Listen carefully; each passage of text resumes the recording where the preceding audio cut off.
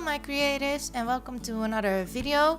This is a Penpal journal video and I thought I would do a voiceover with this one for today because I had a lot of questions about how I do the Penpal journaling, and I thought this was a video where I can show you best what I do. So I got this letter from Brie from Documented Journey. She's also here on YouTube. If I don't forget, I will link her down below in the description box. And her kids made me some beautiful art. So of course I had to memory keep that in my Penpal journal.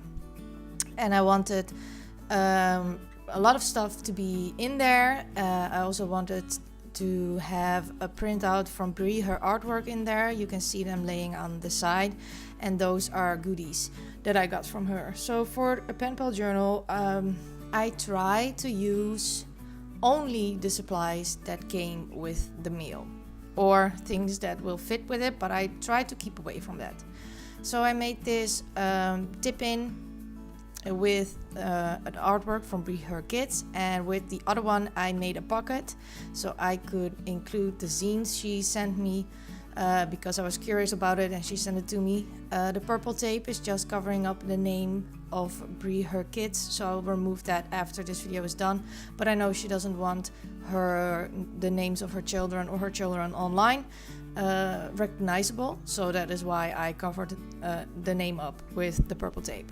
So now I'm taking a watercolor, and this watercolor was also sent to me by Brie. It is a Daniel Smith watercolor, I believe, and it's such a pretty color. So I thought that would match perfectly with the girl you see on the right part of the screen, and also Brie had sent me this, so it matched in my brain. So now I put in some pieces in the pocket. I put the leftover art piece in the pocket and I stick some stickers on there, a flag.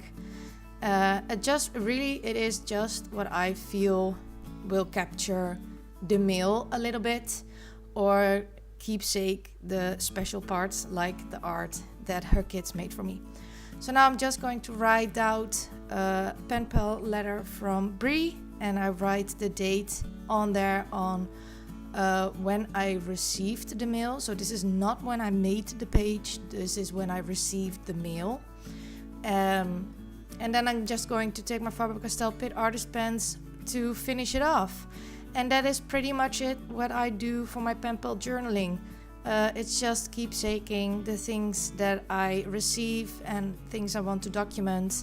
And I try to make a pretty collage, so when I flip through them I can see what people sent me, and then I can take the mail apart, but I will never forget what they sent me. So I hope this explained it a little bit and that you enjoyed this video. Oh yeah, I also put from every mail something on the cover. I forgot to do that with Share Her Mail, but I put one of the doggies she sent me on the cover. You will see that on the flip through. So this is how it turned out, and I hope you enjoyed this video and that this was a little bit helpful for you to start your own Penpal journal. Thank you so much for watching, and I hope to see you all next time. Bye!